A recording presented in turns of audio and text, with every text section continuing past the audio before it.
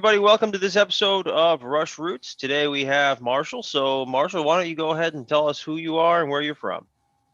Hey, everyone. I'm Marshall Garvey. I live in Sacramento, California, specifically the Citrus Heights area, and I am a full-time professional writer, historian, and book author. And a full-time Rush fan. And a full-time Rush fan since 2013. Nice. Awesome. Well, why don't you tell us how you heard about Rush? What got you into them and what kept you around? This is your Rush roots. Well, I've been a music aficionado since 2005, and I was aware of who they were, but I knew basically nothing about them except for like Spirit of the Radio and Tom Sawyer. But then my true roots with them was, like I said, 2013, the fall of 2013. I had just gotten home from the best summer of my life, working a couple internships.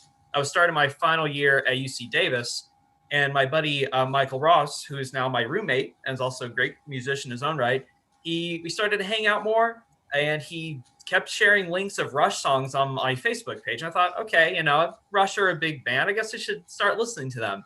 And I start listening to clip after clip, and I'm like, wow, this is an amazing band. What an incredible sound coming from these three guys.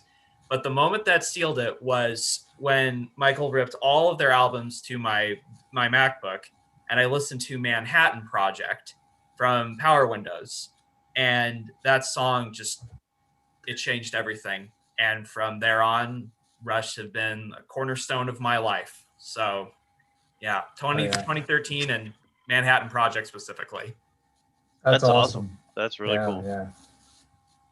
I love hearing when obscure tracks like that, really hook people. Especially in the synth era. All right. Yeah. All right. Well, why don't you, if you were able to see the band live, why don't you tell us when and where that was? Well, it's bittersweet.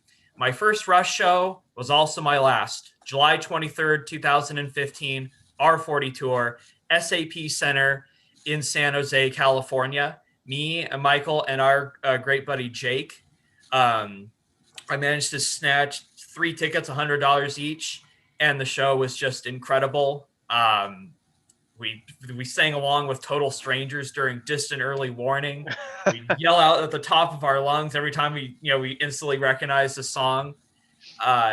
It was just one of those. I've been to dozens, probably close to over 100 concerts in my lifetime, and that's one of the ones that is paramount. I wish that I had been in the fandom longer to be there for maybe like Time Machine and Clockwork Angels, but sure. Getting that one, which was the 5th to last show they ever did, I have no regrets, and I'm happy that was the one. I was just about to ask you that. How close was that to the end? Because the end was August 1st, so I think, yep. Yeah. So, okay. Wow, man, that's amazing. That's cool. Did you get to hear Losing It? Did they play Losing It then? No, they and that was the thing. They kind of had a rotation. Like I was kind of hoping they do Red Barchetta. They didn't do that. Sure. I did not get to hear Losing It, but I was okay with that because I'm just glad they finally got it out there on that last tour. That's fair. Yeah.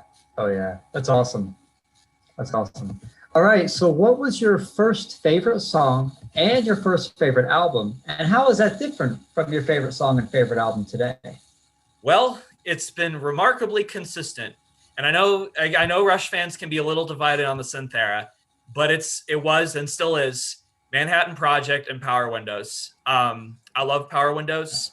Yeah, I think it's textured, it's ambitious. Yeah.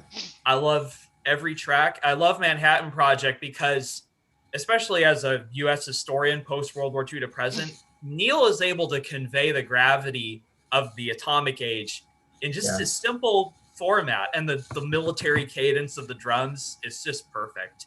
Yeah. A bonus note, one more thing I'll tack on.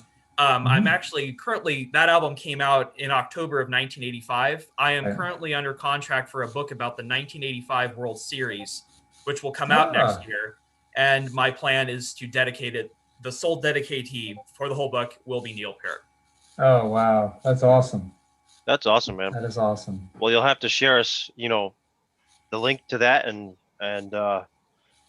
when that comes out, and we'll promote it for you. So cool. Got it. Yeah. That's so cool. So where can people find you on Instagram, specifically if they'd like to reach out and get to talk Rush with you, get to know a little bit more about you, or even become Rush friends? Absolutely. Well, you can find me on Instagram. I'm Marshall the Irish. I know it's a mouthful. It's just one word, all lowercase. Even better to reach me is on Twitter. It's just at Marshall Garvey. And if you're a Rush fan, hit me up anytime. I love to chat about the band. As I told you to before, and I shared it in a message, when Neil passed away last year, I wrote a tribute to him at Cygnus that I'm really proud of. So I'm always happy to share that too. But yeah, you can hit me up anytime, and I'm always happy to chat with my fellow Russians. Awesome. That's awesome. Hey, man. Well, thank you for hopping on with us tonight and this afternoon for you. Yeah, feel free to reach out to Marshall on social media, and anyone interested in coming on an episode of Rush Roots, just feel free to direct message us on Instagram at RushFans, or shoot us an email, rushfansinstagram@gmail.com. That being said, take care, everybody. Thank you.